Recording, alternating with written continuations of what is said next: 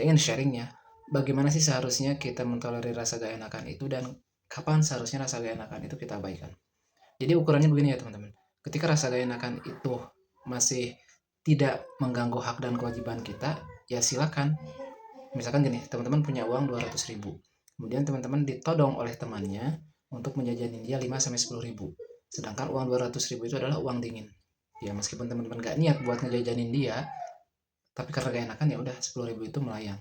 Dan ini masih baik-baik aja karena tidak ada dampak negatif. Tapi ketika teman-teman nih misalkan punya uang 200.000, 200.000 itu 100 ribunya buat makan sebulan ke depan, kita beli bahan-bahan buat masak, 100 ribunya buat ongkos pendidikan, pulang pergi dan sebagainya, dan kita tidak punya kelebihan uang atau sisa uang sepeser pun, maka ketika teman-teman punya uang 200 ribu dan tiba-tiba ditodong buat ngeraktir temennya, ya di situ kita harus nolak.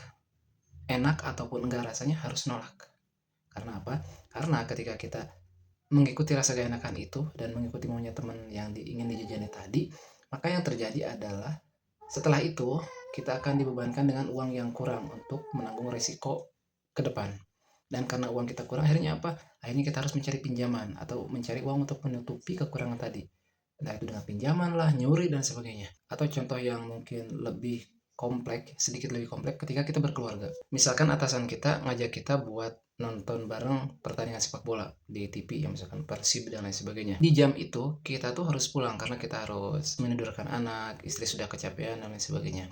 Nah, mungkin banyak di antara kita ketika atasan yang minta, padahal itu gak wajib, tapi karena gak enak, akhirnya kita lebih milih stay di kantor dibandingkan mengabaikan perintah atasan atau izin ke atasan meskipun mungkin atasan akan kurang senang. Teman-teman akan lebih memilih untuk diam mengikuti maunya atasan dengan rasa mangkel, dan akhirnya setelah itu ketika pulang ke rumah istri pun marah, anak nangis. Nah pada titik ini teman-teman seharusnya berani berkata tidak. Karena apa? Karena ada yang lebih wajib dari hanya sekedar mengikuti maunya atasan, yakni menunaikan kewajiban kita sebagai seorang suami terhadap istri dan anak kita.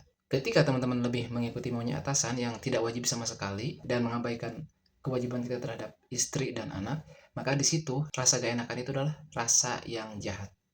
Padahal selama ini kita tahu orang yang gak enakan itu terkesan baik. Padahal di titik semacam ini, dia ini orang jahat. Karena dia mengorbankan kewajiban demi mengikuti maunya atasan.